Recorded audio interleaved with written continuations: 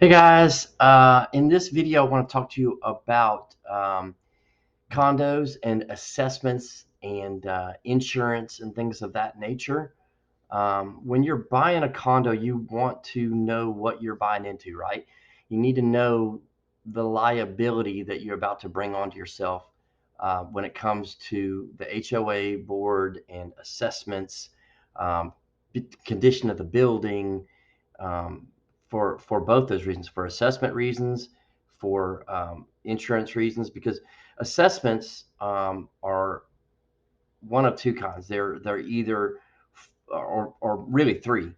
There are assessments that are to, I guess it could be four. It could be four because there are assessments. A lot of boards will do assessments if their capital reserves fall below a certain amount because they've spent a lot of money without doing an assessment.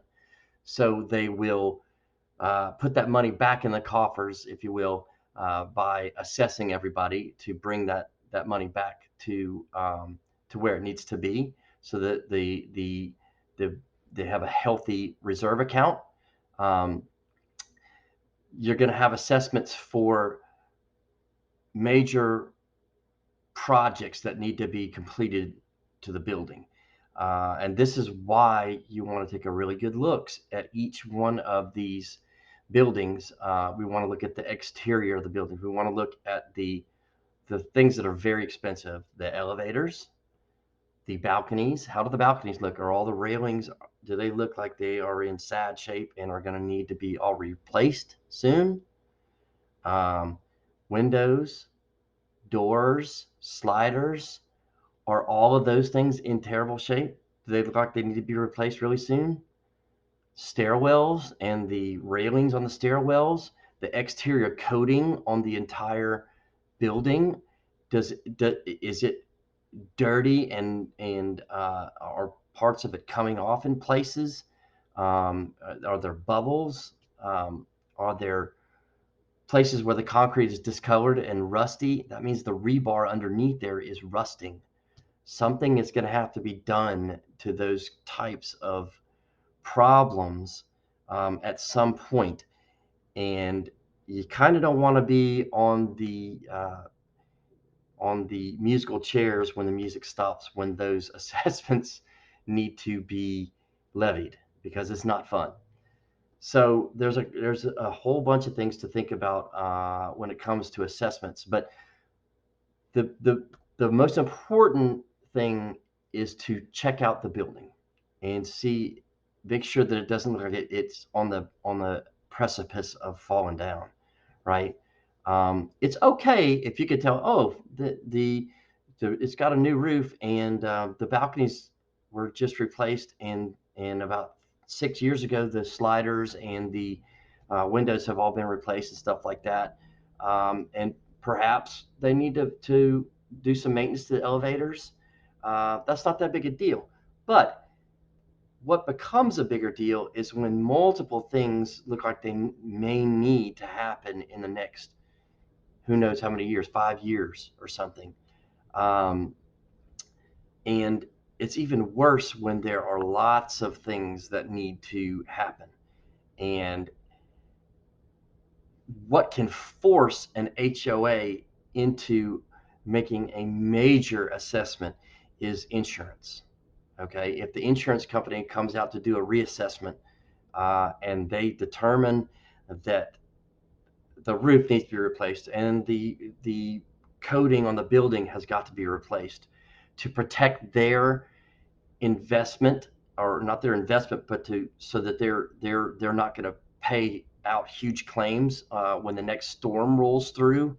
They may require that the all of the sliders get replaced and windows and things of that nature, and they're between a rock and a hard place, because at that point the HOA is not only going to be facing a large insurance premium increase, which is fairly normal, but they may say, we're not even going to renew unless you correct these items and you correct them this year.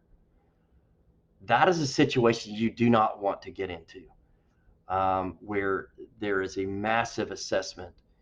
Depending on the size of the building, they can be very large. There is one going on right now, and the board in this building just put all these things off too long, and it has caught up with them.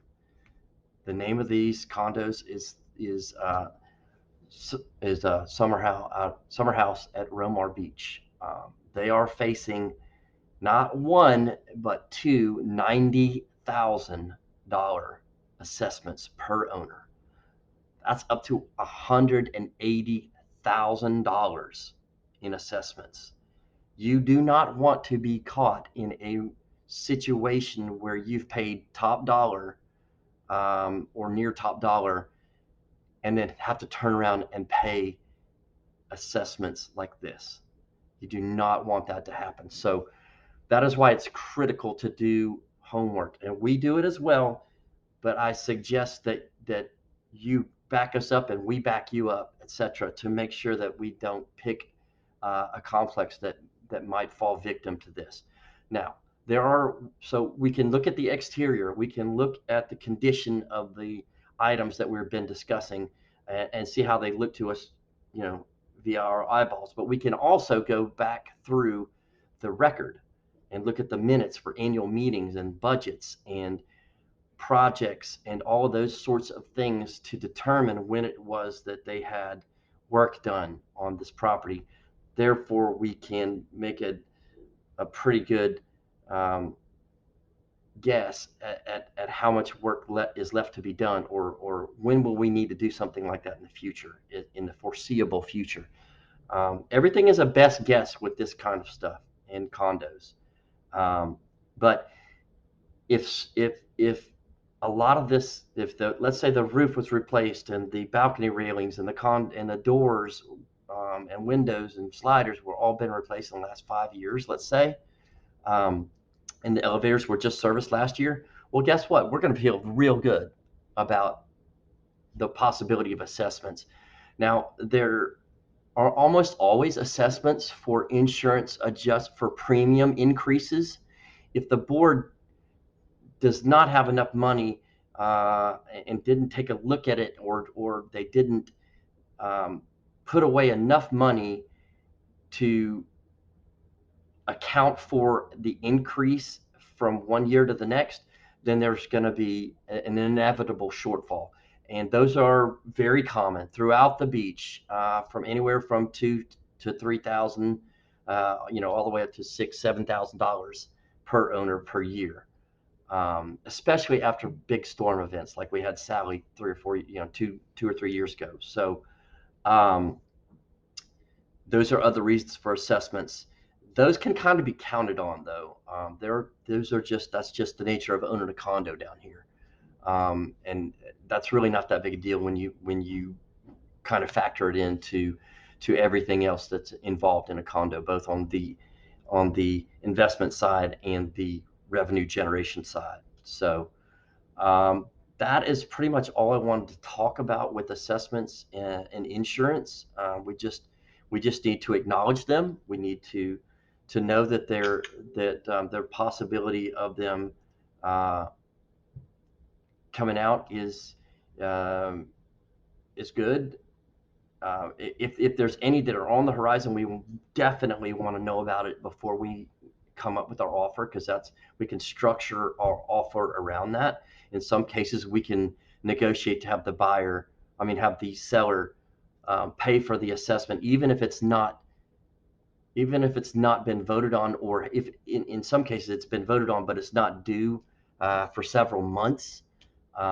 We can negotiate to have that owner pay for that, or at least to escrow the money, so that it can be paid out of proceeds, so that you're not stuck with it, or we can split it in half. Everything in Alabama is negotiable when it comes to real estate. So as long as we know that there's one coming, we can use that in our favor to get a better negotiation going on an offer and get the better purchase price. So I hope this has been enlightening for you. And if you have any questions about assessments and insurance and stuff, just please reach out. Otherwise, I look forward to talking to you soon. Have a great day. Bye bye.